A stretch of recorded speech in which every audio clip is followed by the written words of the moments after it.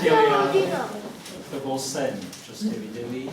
Teraz si dovolím prebrať nášho umelca, ktorého vítam s pani manželkou.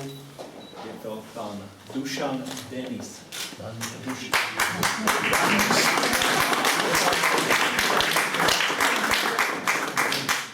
Takže som strašne rád, že prijal moje pozvanie do tejto galérie a samozrejme vás všetkých srdečne vítam na tejto 72.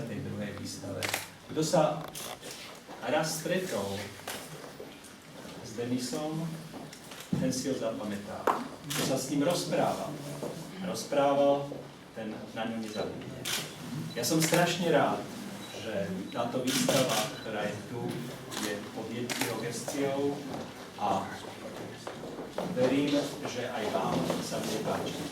Ja by som zároveň poprosil kurátora tejto výstavy, pána Kalamára, aby bol taký laskavý a povedal pár slov. Ďakujem. Vážené dámy, vážení páni, dovolte mi, aby som vás privítal na vernisáži výstavy Svet protikladov, autora, výtvarníka, excentrika, človeka a Dušana Daniša.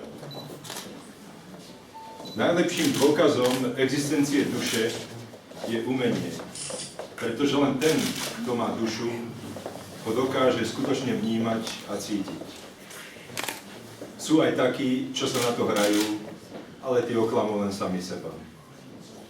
Ale hlavne tvoriť umenie si vyžaduje nielen prítomnosť duše, ale aj jej veľký potenciál. A to už má skutočne málo. A iba umenie od duší s veľkým potenciálom získava dušu vlastnú, čiže diela už ako keby sa stávali vlastnými identitami, ožívajú vlastným životom a sú nám schopné sprostredkovať množstvo príbehov. Dovolím si povedať, že práve s takýmito dielami sa tu dnes stretávame.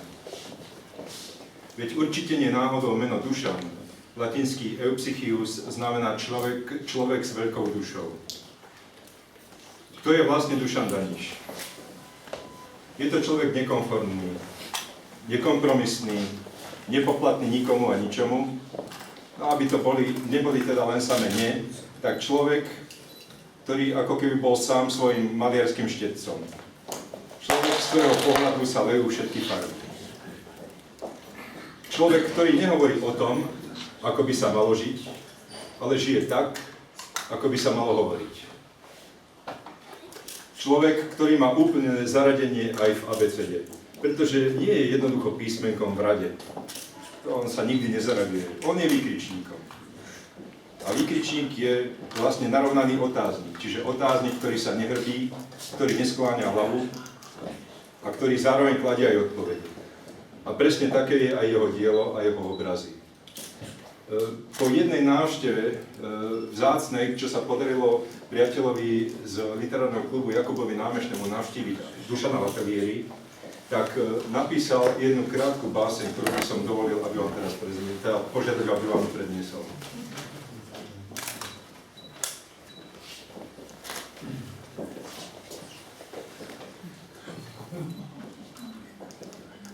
No daj.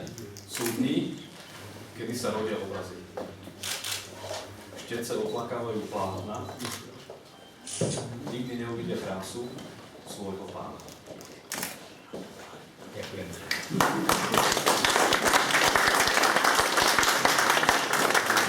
Takže dámy a páni, Dušan Daniš a jeho dielo.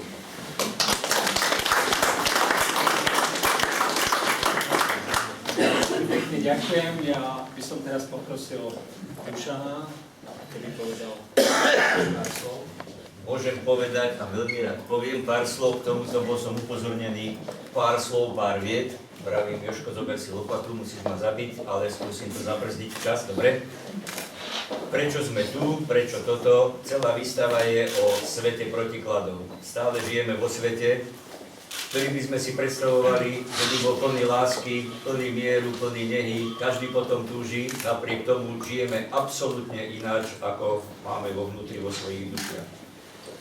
Bude 45 rokov, čo John Lennon z Yoko Ono po svojom sobáši vymysleli akciu Betlin. V posteli spravili 4 mierové konferencie, spravili jednu.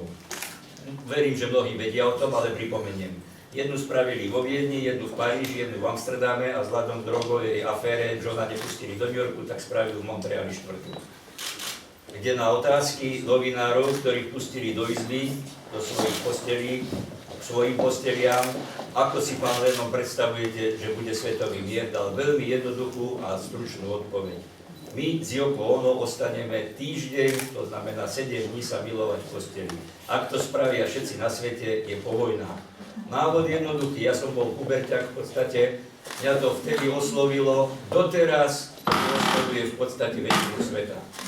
Preto by som bol rád, tu som si vybavil priamu linku na Johna, keby sa to trošku začalo viac pripomínať, lebo aj moja dcéra posledná, ktorú mám, ktorá má 10 rokov, začína ako si vnímať svet cez hippie éru, že je oveľa krajšia, oveľa čistejšia.